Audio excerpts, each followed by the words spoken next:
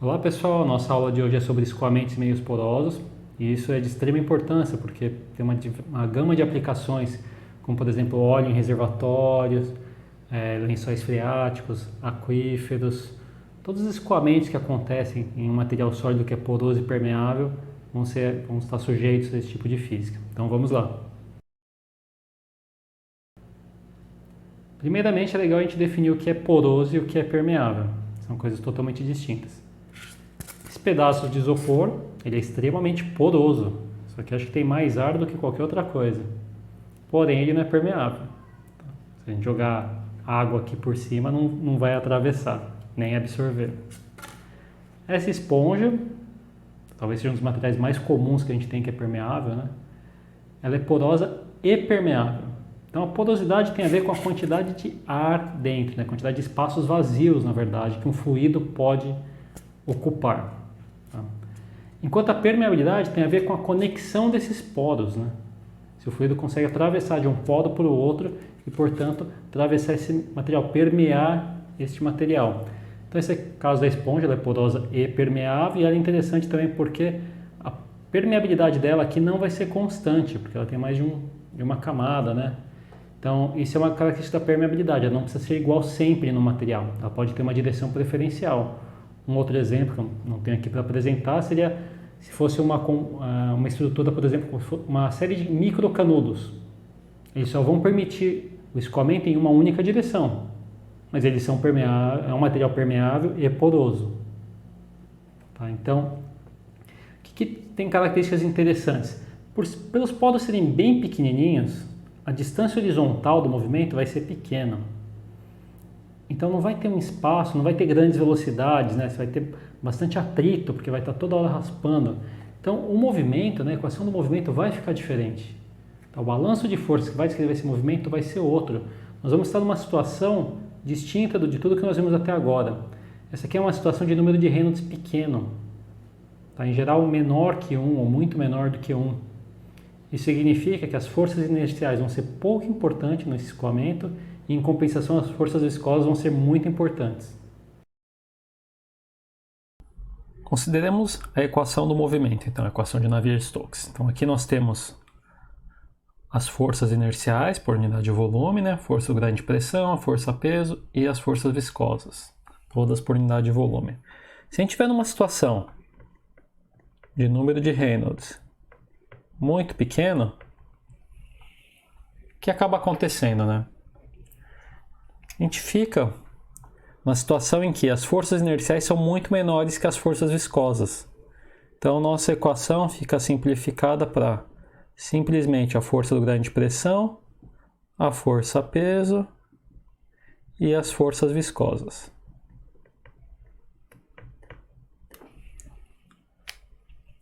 Então, no meio poroso, isso é uma situação em que acaba acontecendo. E no meio poroso é comum também a gente parametrizar a componente viscosa.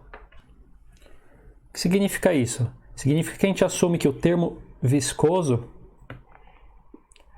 pode ser representado da seguinte forma: um coeficiente de permeabilidade, que é a letra grega kappa, parece um K, mas é um kappa, a menos 1. Por que eu estou colocando a menos 1? Porque na verdade ele é um tensor, tá? Ele é o tensor de permeabilidade, que não há garantias que a permeabilidade numa direção é igual à permeabilidade na outra. A permeabilidade na horizontal pode ser diferente da vertical. Então precisa de representar a permeabilidade como um tensor nesse caso, porque ela também pode ser diferente para uma velocidade horizontal ou para uma velocidade vertical. A própria viscosidade, né? A viscosidade continua sendo importante. A porosidade do seu material. E aí entra a velocidade. Então o que a gente fez aqui virou uma relação linear com a velocidade. Então, em vez de ser agora um Laplaciano da velocidade, essa relação diferencial, a gente parametriza por uma relação diretamente linear com a velocidade. E quem faz esse ajuste é justamente esse coeficiente de permeabilidade e a porosidade do meio. Aqui já é interessante definir um segundo parâmetro, que é o fluxo de Darcy. É um parâmetro vetorial Q, é um Qzinho. que ele nada mais é do que a porosidade vezes a velocidade. Então ele tem unidade de velocidade, né? Ele é metro por segundo também, porque a porosidade ela é proporcional, né? Ela não tem unidade.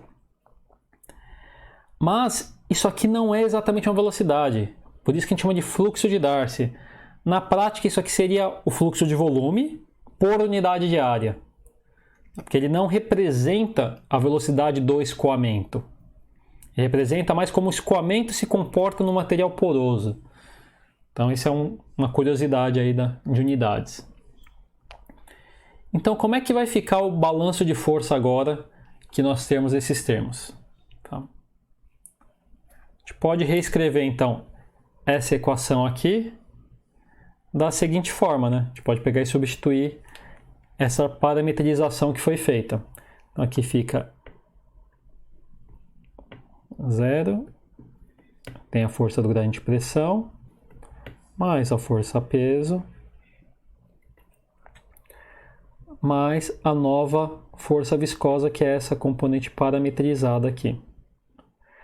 Nós já vamos, para simplificar, vamos assumir já que o nosso material é isotrópico, tá? Um material poroso isotrópico, ou seja, a permeabilidade dele não importa a direção, pode ser velocidade em qualquer direção, que a permeabilidade vai ser sempre igual. Tá? Então, eu vou simplesmente deixar ele como sendo um K-1, eu vou tirar os índices IJ nesse caso, vezes μ. E aí, nesse caso, então, que ele é uma constante, ele não representa mais um tensor, ele é só uma constante, poderia ter colocado ele como sendo dividido em vez de A-1, mas dá na mesma. Tá? E aqui vezes o fluxo de Darcy. Legal? Então esse fica o nosso novo balanço de força na equação do movimento. Então, continuando desse nosso balanço, a gente consegue isolar o fluxo de Darcy. Então, o nosso Qzinho vai ser quem? Né? Vai ser, como a gente pode deixar aqui o menos, né? Menos kappa sobre μ. Então, seria o coeficiente de permeabilidade e o coeficiente de viscosidade, vezes o gradiente de pressão, menos ρg. Então, nesse caso aqui tem a componente peso também. Uma solução comum que a gente faz é decompor a pressão. Então, se a gente pegar a pressão, né, e falar que ela tem uma componente hidrostática mais uma componente que não é hidrostática, né? O que significa? Significa que o nosso P aqui, nosso P é o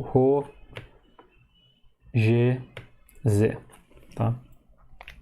Na verdade, menos ρgz, né? É aquele caso hidrostático. Nosso P barra, então, é a pressão hidrostática. O Ptil é a pressão não hidrostática.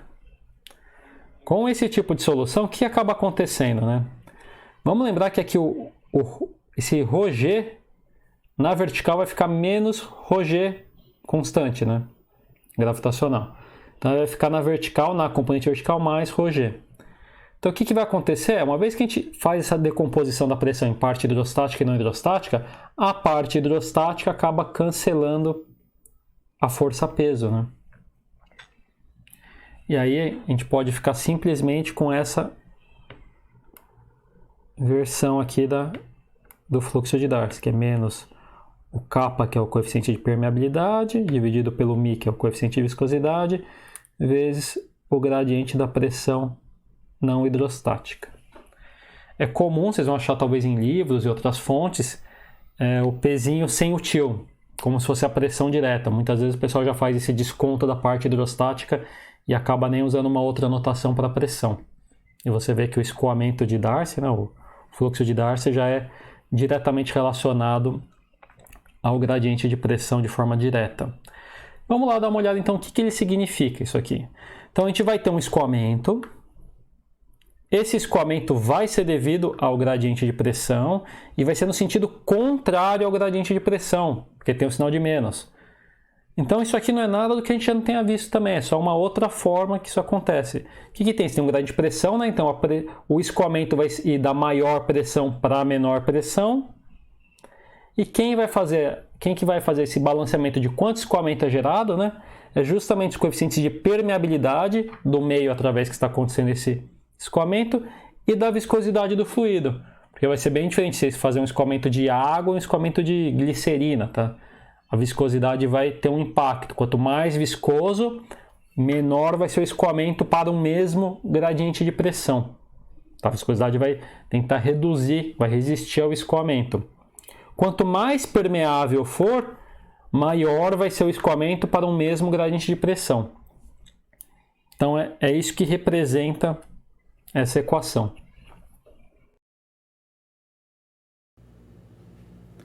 Uma aplicação desse novo balanço de força que nós vimos nesse caso de escoamento em meios porosos é para determinar qual que é a permeabilidade de uma amostra. Então, se eu tenho uma amostra de rocha ou uma amostra de solo, alguma coisa do gênero, e você quer saber qual que é a permeabilidade dela, a gente pode usar esse novo balanço de força. E para isso a gente vai utilizar a fórmula de Darcy, da lei de Darcy, que é um caso empírico, que foi determinado inclusive antes dessa dedução analítica que vocês viram, mas que tem relação com o quê? Você pega uma amostra desse seu solo, sedimento, rocha, seja lá o que for, em um tubo. Nós conhecemos o tamanho do tubo, né? Qual que é o comprimento dele, qual que é o diâmetro. Isso aqui está vazio, vocês vão ter que usar criatividade aqui.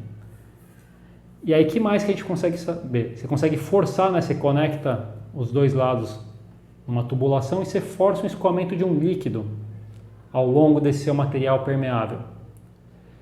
E aí, algumas coisas vão ser padrão, né? O escoamento, se for nessa direção, esse lado vai ter mais pressão do que esse. Porque o escoamento sempre vai ser no sentido contrário do gradiente de pressão. A força do gradiente de pressão é sempre da maior pressão para a menor pressão. Então, forçando um escoamento nesse sentido, a gente vai ter uma queda de pressão de um lado até o outro. E você consegue medir o fluxo. Então, através da medição do fluxo, da queda de pressão e da geometria da sua amostra, você consegue determinar qual que é a permeabilidade do seu sedimento, da sua rocha, seja lá do que você estiver analisando. E isso é muito importante para uma série de estudos. Vamos considerar a seguinte situação prática. Tem um testemunho de um material poroso, que a gente quer determinar a permeabilidade que seja. E aí, esse testemunho a gente põe aqui e força um escoamento, medindo a pressão de entrada e de saída ao longo dele. Tá, o que nós temos então aqui, né? Isso aqui seria um tubo cilíndrico, desculpem o desenho, mas foi o melhor que deu para fazer aqui. Então ele tem uma área, né? A seção tem uma área desse tubo, tem um comprimento, pressão de entrada e saída e a vazão que acontece nesse escoamento. E aqui está a nossa fórmula que a gente tinha chegado lá para o fluxo de Darcy.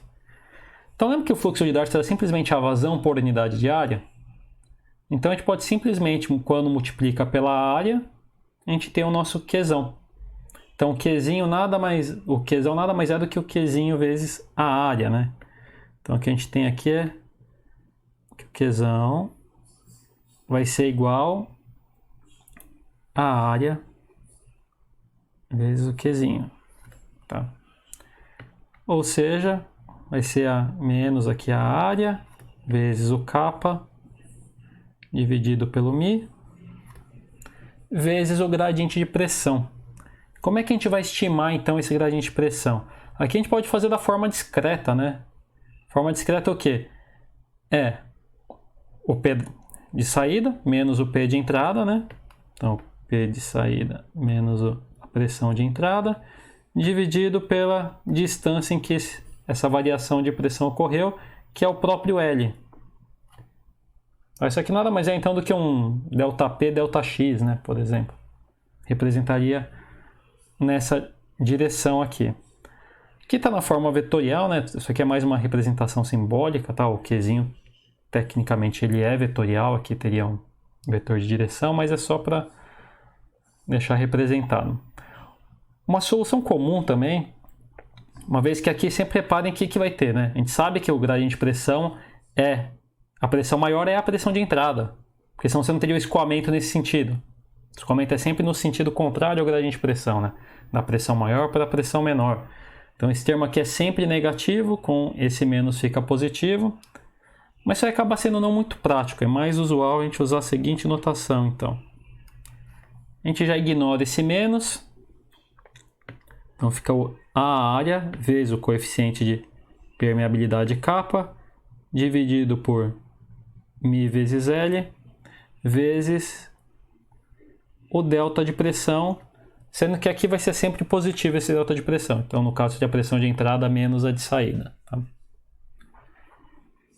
E essa é a forma mais usual, então, que a gente tem, que relaciona a vazão em um material poroso com a variação da pressão observada ao longo dele, da entrada e na sua saída. Vai depender da viscosidade do fluido que está escoando através dele, da permeabilidade do meio e das dimensões físicas da seção que você está realizando esse escoamento.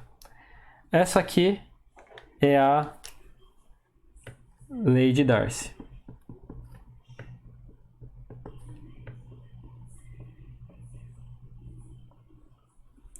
Fundamental para todos esses escoamentos, né? Fluxo através de escoamentos.